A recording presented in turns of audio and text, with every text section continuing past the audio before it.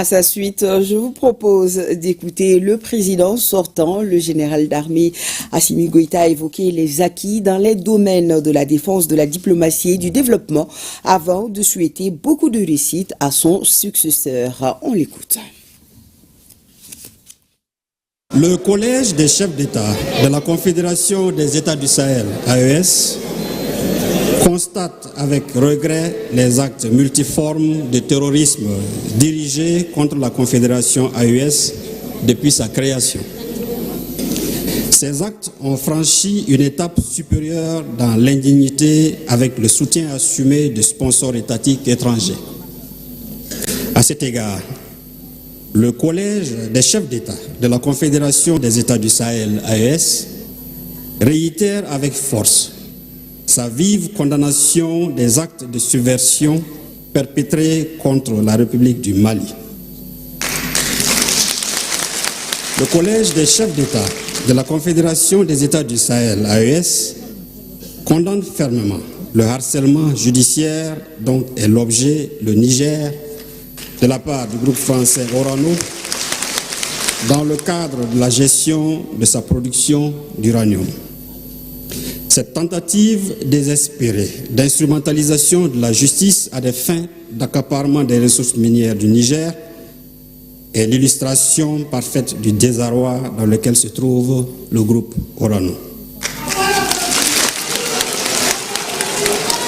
Le Collège des chefs d'État de la Confédération des États du Sahel, AES, renouvelle son soutien sans faille aux populations de la Confédération AES pour leur résilience face à ces défis imposés. La Confédération des États du Sahel réaffirme une fois de plus sa ferme détermination à combattre et vaincre le terrorisme et à exercer sa souveraineté sur ses ressources naturelles au grand bénéfice de ses populations. Le Collège des chefs d'État de la Confédération des États du Sahel, AES, manifeste sa reconnaissance à l'ensemble des peuples du monde pour leur solidarité, félicite les peuples de l'AES pour leur résilience dans l'adversité et les encourage à renforcer leur engagement, leur mobilisation et la cohésion pour faire face à toute situation menaçant la souveraineté des États de la Confédération AES. Les chefs d'État du Burkina Faso et de la République du Niger, leurs excellences le capitaine Ibrahim Traoré et le général Abdraman Tchani, expriment leur entière satisfaction à l'endroit du gouvernement de la République du Mali pour l'organisation réussie de la deuxième session du Collège des chefs d'État de la Confédération des États du Sahel, tenue à Bamako ce jour 23 décembre 2025. Au nom de leur délégation, ils adressent à son Excellence le général Assimi Goïta, président de la transition chef d'État de la République du Mali, ainsi qu'au gouvernement et au peuple malien, les témoignages de leur profonde gratitude pour la généreuse hospitalité et toutes les attentions dont ils ont été l'objet durant leur séjour à Bamako.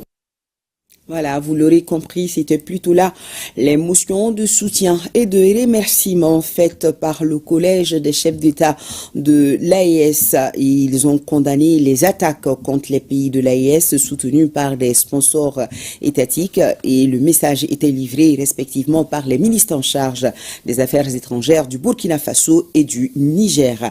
Des extraits choisis par Mohamed Diarra. Maintenant, nous allons écouter le général d'armée Assimi Goïta, président sortant de la Confédération AES. Il a évoqué les acquis dans les domaines de la défense, de la diplomatie et du développement avant de souhaiter beaucoup de réussite à son successeur. Je me réjouis de la volonté de son Excellence, le capitaine Ibrahim Traoré, président du FASO et président de la Confédération, de poursuivre les actions mises en œuvre de la feuille de route de l'an 1. Cette feuille de route de la Confédération doit rester notre boussole et guider nos actions tout en lui donnant une nouvelle impulsion. Sous le leadership de son Excellence, le capitaine Ibrahim Traoré, président du FASO et président de la Confédération à travers la mise en œuvre des projets et programmes prioritaires et la poursuite des actions permanentes qui y sont inscrites. Notre confédération est aujourd'hui une organisation intergouvernementale dotée d'acquis majeurs, une architecture de défense collective opérationnelle, une dynamique d'intégration économique en construction et une action concertée en matière diplomatique. L'AES est désormais une réalité politique et géopolitique dont la voix compte sur la scène régionale et internationale.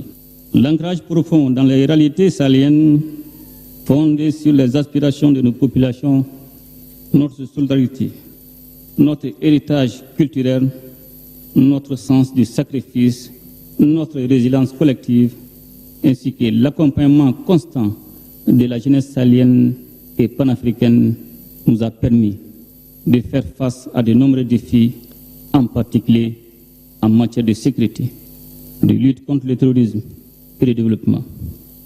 Excellences, Messieurs les Présidents, Mesdames et Messieurs, distingués invités, les succès enregistrés par nos forces de défense et de sécurité dans la lutte contre le terrorisme confortent pleinement notre choix historique, celui de prendre en main notre propre destin et d'affirmer notre souveraineté pleine et entière. Je tiens à leur rendre un vibrant hommage pour leur action quotidienne sur le terrain, action parfois menée au prix du sacrifice ultime pour préserver l'unité et l'intégrité de nos territoires ainsi que le bien-être de nos populations. Aujourd'hui, nous pouvons le dire avec force, la paix a changé de camp. Les terroristes sont traqués jusque dans leur dernier retranchement en dépit des appuis persistants dont ils bénéficient de la part de sponsors internes et externes.